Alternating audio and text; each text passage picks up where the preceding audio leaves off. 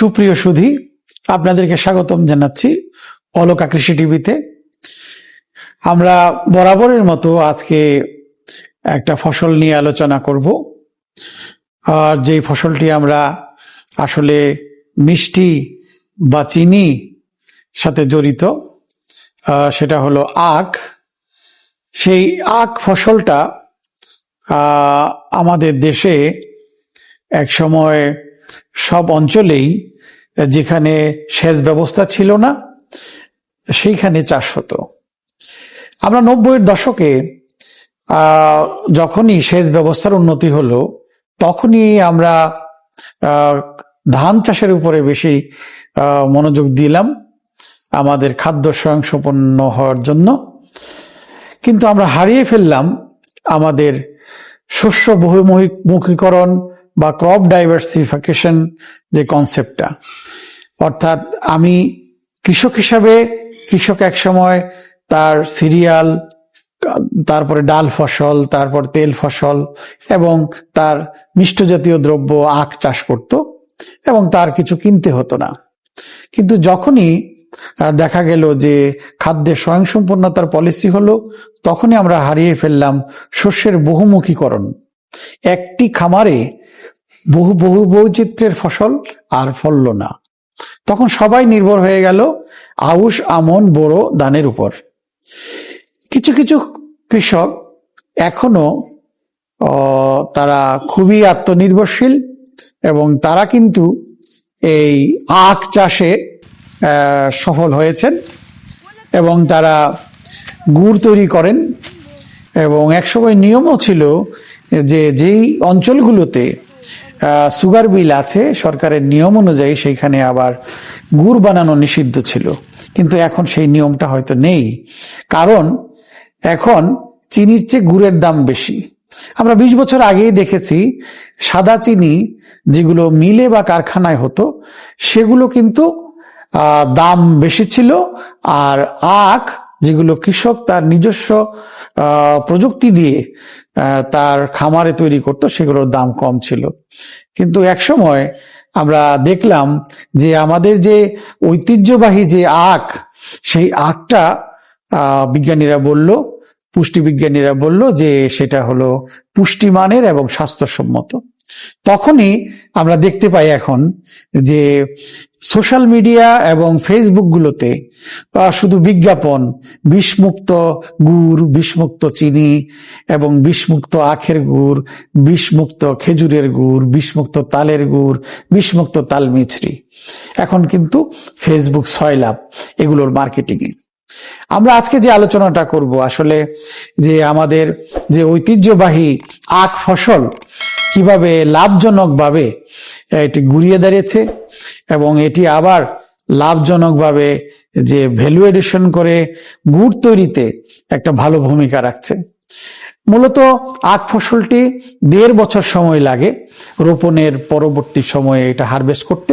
অন্যান্য ফসলগুলো হয়তো বা 4 মাসে উঠে যায়, কিন্তু এই ফসলটা 18 মাস সময় লাগে।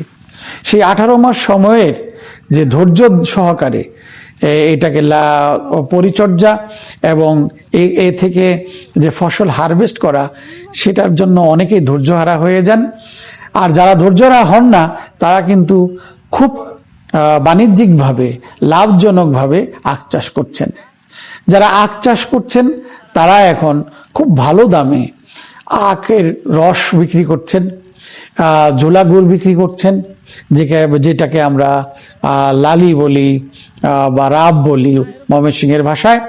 আবার সেখান থেকে তারা গুড় উৎপাদন করছেন, গুড় থেকে আবার ময়মনসিংহে চিনি উৎপাদন করছেন, লাল চিনি, উৎকৃষ্ট মানের লাল চিনি, যা স্বাস্থ্যসম্মত। এবং এই প্রক্রিয়ায় যখনই দেখা গেল যে চিনির চেয়ে গুড়ের দাম বেশি, তখনও আবার ভেজাল শুরু হয়ে গেল। কারণ সব সময় আখের রস পাওয়া যায় না, কিন্তু চিনির চেয়ে যখনই গুড়ের দাম বেশি থাকে, তখন সেখানে অসাধু ব্যবসায়ীরা সেখানে গুড়ের সঙ্গে, চিনির সঙ্গে আটা, মিষ্টি লাউ এবং সিনথেটিক কালার ব্যবহার করে সেটাকে গুড়ে পরিণত করেন। কিন্তু আসলেই আমাদের যে ঐতিহ্যবাহী আমাদের আখ তৈরির যে প্রযুক্তি রয়েছে কৃষক পর্যায়ে, সেটি কিন্তু পরিবেশ বান্ধব এবং স্বাস্থ্য বান্ধব এবং এই খুব স্বাস্থ্যকর গুড় চিনি উৎপাদনে সক্ষম। এটা শুধু সিনথেটিক কেমিক্যাল ব্যবহার না করেও কৃষকরা কিন্তু উদ্ভাবন করেছেন হাজার বছর ধরে কিভাবে গুড়কে চিনি তৈরি করা যায় এবং গুড় আখের যে রসটা সেটা পরিষ্কার করে খাদ্যের প্রধান যে গুণাগুণ ঠিক রেখে চিনি উৎপাদন করা যায়।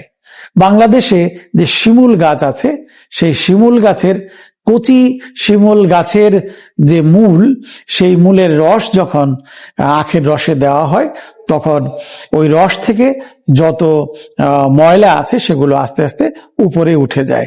এগুলো প্রাকৃতিক এবং সঠিক পর্যায়ে গুড় উৎপাদনের জন্য খুবই সহায়ক। গ্রামগঞ্জে সেই রসটা বের করে যখন আখের রস জাল করে ঘন করা হয় তখন এক পর্যায়ে তারা এই শিমুলের মূলের রস দিয়ে সেটা পরিষ্কার করেন। আর এটা যখন পরিষ্কার করেন তখন কিন্তু স্বাস্থ্যসম্মতভাবে, অনেকে সেখানে চুন ব্যবহারও করেন অল্প মাত্রায়, তখন কিন্তু একটা সঠিক গুণাগুণ এবং সঠিক রঙের আখ কিন্তু আখ থেকে গুড় সৃষ্টি হয়। খুব সহজ একটা টেকনোলজি। আমরা জানি যে 100 কেজি আখ থেকে 8 কেজি গুড় হয়। এই 100 কেজি আখ থেকে 8 কেজি গুড় হয়, সেই গুড়ের রস হয় 18 কেজি। সেই 18 কেজি রসকে জাল করতে করতে করতে করতে তার ময়েশ্চার কমিয়ে এনে ঝোলা গুড় তৈরি করা হয়। সেই ঝোলা গুড়টাকে নাড়তে নাড়তে নাড়তে নাড়তে তখন সেটাকে কনডেন্স করা হয়, ঘন করা হয়। সেই ঘন করার কারণে সেই যে চিনির মাত্রা সেটা বেড়ে যায় এবং কৃষক তার দেশীয় প্রযুক্তিতে নাড়তে নাড়তে নাড়তে নাড়তে সেখান থেকে যে আর্দ্রতা সেটা কমিয়ে ফেলেন এবং এক সময় নির্দিষ্ট আকারের গুড়ের যে প্রফর্মা বা ফর্মা সেখানে তরলটা ঢেলে দেন এবং শুকিয়ে গুড় হয়ে যায় এবং সেটাকে আরো নাড়তে নাড়তে নাড়তে নাড়তে সেখান থেকে আসলে দানা চিনি, লাল চিনি তৈরি হয়। এই দানা চিনি এবং লাল চিনি কিন্তু অত্যন্ত স্বাস্থ্যকর এবং মানুষের কিডনির ক্ষতি করে না এবং এটা হলো আমাদের একটা সঠিক মিনারেলের উৎস, যেটা মানব দেহের জন্য খুবই উপকারী। আমরা যে স্বচ্ছ চিনি খাই সেখানে অনেক সময় ফিটকিরি, হাইড্রোস এবং খাবার সোডা ব্যবহার করেন সেটাকে মুখরোচক করার জন্য এবং কখনো মুখরোচকের চেয়ে দেখতে অনেক সুন্দর করার জন্য কিন্তু আখটা সেখানে কেমিক্যাল যুক্ত করা হয়। বাংলাদেশে অনেক জায়গায় এখন বিশেষ করে ময়মনসিংহের চরাঞ্চলে আর এখানে যে ফুলবাড়িয়া উপজেলা আছে সেই উপজেলাতে কিন্তু অত্যন্ত বাণিজ্যিকভাবে এই লাল চিনিটা উৎপাদিত হচ্ছে। এই লাল চিনি উৎপাদনের মূল উপাদান হলো আখ। খুব সহজ এর উৎপাদন কৌশল। একবার যদি আখের চারা রোপণ করা হয় সেটি থেকে 4 বছর ক্রমাগতভাবে সেখান থেকে আখ মাড়াই করা সম্ভব হয়। এটি অত্যন্ত লাভজনক ফসল। অনেকেই হয়তোবা এই শ্রমনিবিড়, আমরা যে বলি যে লেবার ইন্টেন্সিভ এই ফসলটাকে ফলাতে চান না। মূল কারণ হচ্ছে যে এখন কিন্তু আসলে কৃষক পর্যায়ে যে শ্রমিকের অভাব থাকে এবং সাহস করেন না, কিন্তু আসলে এটা লাভজনক একটা ফসল। এখানে যদি ভ্যালুয়েশন করা যায় আর আমাদের এখন সোশ্যাল মিডিয়ার বদৌলতে, ফেসবুকের বদৌলতে আমরা কিন্তু সারা বাংলাদেশে এবং এমনকি পৃথিবীতেও আমাদের যে আখের গুড় সেটা প্রসিদ্ধভাবে আমরা প্রচার করে আমরা কিন্তু বিক্রি করতে পারি। এই হলো আমাদের আজকের আখ সংক্রান্ত আলোচনা। আমরা আপনাদের দেখাবো কিভাবে আখ মাড়াই হচ্ছে এবং কৃষকের যে আমাদের মতামত সেগুলো কিন্তু আপনারা দেখতে পারবেন আমাদের ভিডিও ফুটেজে।